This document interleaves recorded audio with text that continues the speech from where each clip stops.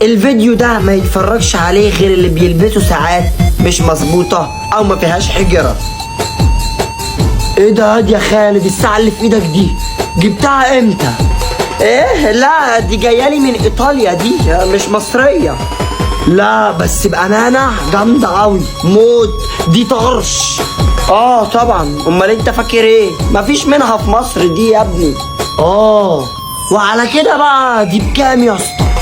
والله دي ب$2000، يعني حوالي 6000 جنيه مصري. يا نهار اسود، ليه؟ ساعة استجابة؟ لا يا خفيف، بس ساعة محمد رمضان قلب عليها الدنيا ومش عارف يجيبها.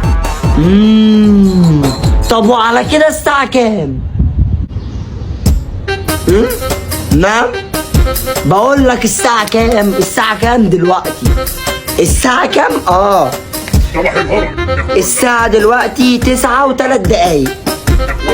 يا اخوانا